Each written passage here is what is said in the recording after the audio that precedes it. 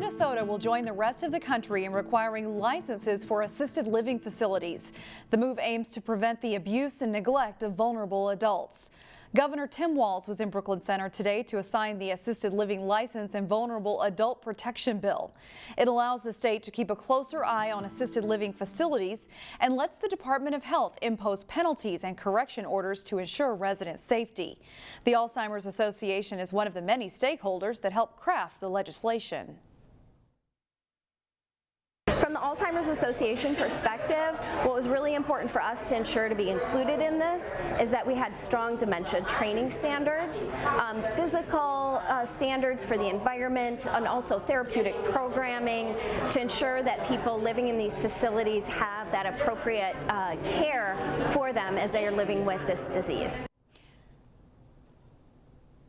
Minnesota has roughly 1,200 assisted living centers. The licensing requirement will go into effect in August of 2021. The U.S. House passed a key immigration bill Tuesday. Supporters of the American Dream and Promise Act say the legislation is long overdue. Reporter Sonia Goen shows us why the bill is especially important to local Liberians.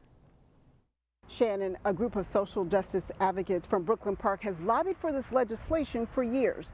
They were in Washington for what they call a historic vote. I'm privileged and honored to have been there and leading the delegation from Minnesota to Washington, D.C. To witness the historic event. The American Dream and Promise Act gives a pathway to permanent resident status to refugees and others living through deferred enforced departure, temporary status, and DACA.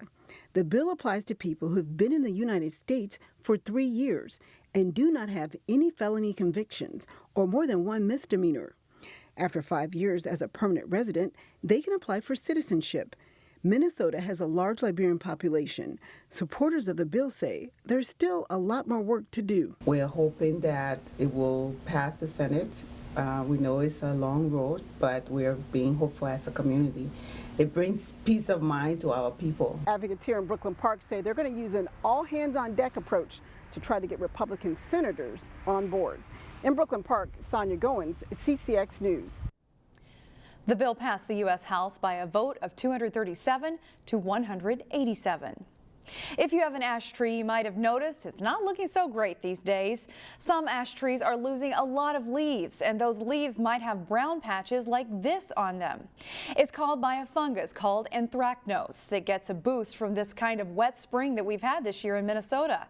But the good news is that while it's kind of ugly, it's unlikely to hurt your tree. It's a nuisance. For most of these trees, it'll be a nuisance. It has nothing to do with the EAB, emerald ash borer. It doesn't make the tree more susceptible to emerald ash borer. So most of the trees will drop. They might lose maybe a quarter of the leaves. It'll usually be on the lower half of the tree.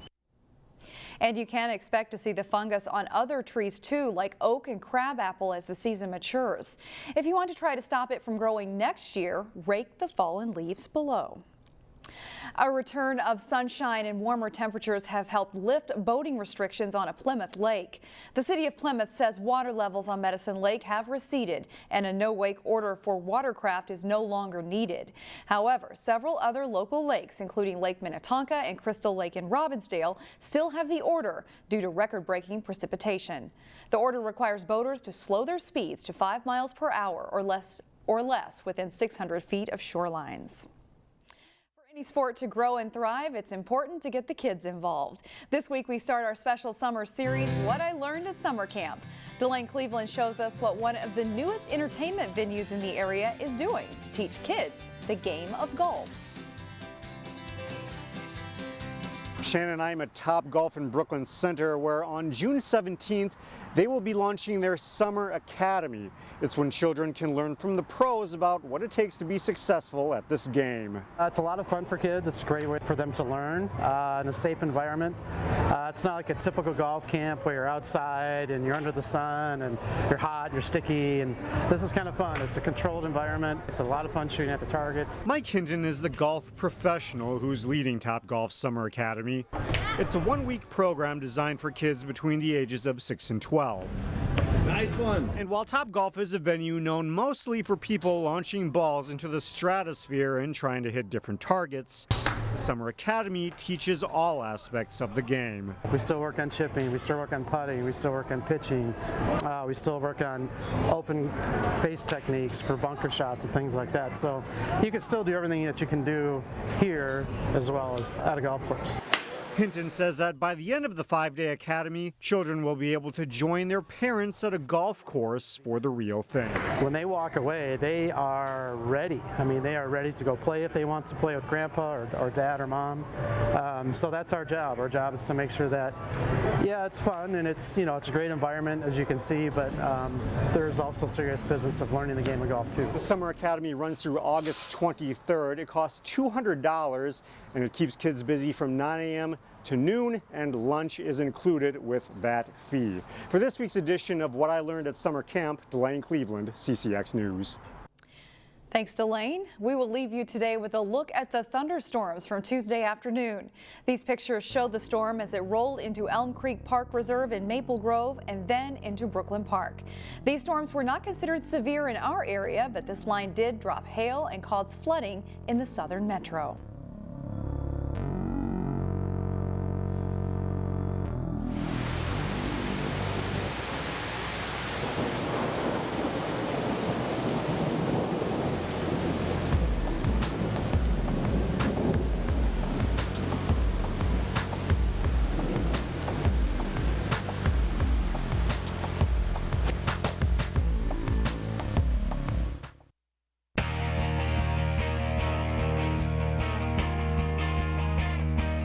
The state softball tournament gets underway Thursday in North Mankato. As Jay Wilcox reports, Maple Grove is ready to take aim at a championship in Class 4A. After missing out last season, the Maple Grove softball team is thrilled to be state tournament bound. It's very exciting. Like, it's something I think most of our team has dreamed about for a really long time, and like just getting there, I think it's really cool. It's a lot of excitement, I think we're all ready to play, and I think our practices are just they're intense, but they're not too intense. We're all kind of loose, just ready to get going, but we're also very focused on what we need to do. The Crimson moved through the Section 5 4A tournament without a loss, shutting out a good Champlain Park team in the final. At 22-2, they're the number 2 seed behind Forest Lake for state, which doesn't bother them. I wasn't really too worried about seeding. I liked how, I knew that Forest Lake is a really good competitor, and I knew that they were ranked above us. I think we could be one. I think that no matter what, we can still compete with anyone. Regardless, you're going to have to beat everybody if you want to win it anyways, regardless what number's in front of your name. So yeah, I think our kids they're actually taking a little chip on their shoulder. They thought they had a chance to be that one, so it might play to our benefit. Maple Grove takes on Edina in the quarterfinals. The one thing the Crimson are concentrating on at state, just do what got us here. I think just to play how you normally play. Don't try to change what you do just because it's a state tournament. Trust in what you've done because it's gotten us this far, that we're going to be confident in what we do and that it's going to help us. Maple Grove's come close before, finishing second 3 times. They're hoping 2019 is the year to take home a title. Jay Wilcox, CCX Sports. Maple Grove and Edina meet in the Class 4A quarterfinals Thursday morning at 9 o'clock at Caswell Park in North Mankato, while highlights Thursday afternoon on CCX Sports. This is Maple Grove's 8th state tournament appearance, all since 2006. The Benilde-St. Margaret softball program is becoming a perennial state qualifier. The Red Knights are in the Class 3A tournament for the 3rd time in 4 seasons. Here's Jason Malillo with more. The Benilde-St. Margaret softball team used the regular season as a learning experience in order to get ready for the playoffs. Our coach really emphasized when sections started, it was like a whole new season, so everything that happened before that, it doesn't matter, because once you hit sections, once you hit playoffs, it's really just you're starting over and you're just trying to get to the state tournament. The Red Knights did just that, but it wasn't easy. They had to beat Mountain West Tonka in a winner-take-all section final. What has impressed me the most is that how young we are and how we still find a way to win as a team, and we don't ever give up no matter what the score is. The Red Knights don't have dominant pitching, but they're pretty solid in the field and can put together big rallies on offense. We have pitching who they can get strikeouts, but sometimes those balls get hit into the field, but we're not we don't commit that many errors, which is something that's really helpful for us. And also when we get our bats going, we could get 7 or 8 straight hits in a row because there's really no weak spot in our batting order. The Class 3A state tournament is wide open, and Benilde is hoping to make a run at the title. Jason Malillo, CCX Sports. Number 5 seed Benilde faces 4th seed Cloquet in the Class 3A first round at 11 o'clock on Thursday morning in Mankato. Former Maple Grove High School star athlete Isaac Collins was selected in the Major League Baseball draft on Tuesday by the Colorado Rockies. Collins just finished his junior season at Creighton University after the Blue Jays lost in a regional final. He's been an impact player at Creighton since his freshman year and was the Blue Jays' starting second baseman and leadoff hitter for every game this season. A steady hitter with good speed, Collins made the All-Big East first team, batting .293 with 26 extra base hits, including 13 doubles, 7 triples, and 6 home runs. He also stole 13 bases. The Rockies selected Collins in the 9th round with the 279th overall pick. Isaac's older brother Roman was also an MLB draft pick, selected by Kansas City back in 2015. And that is all for sports today. More news after this.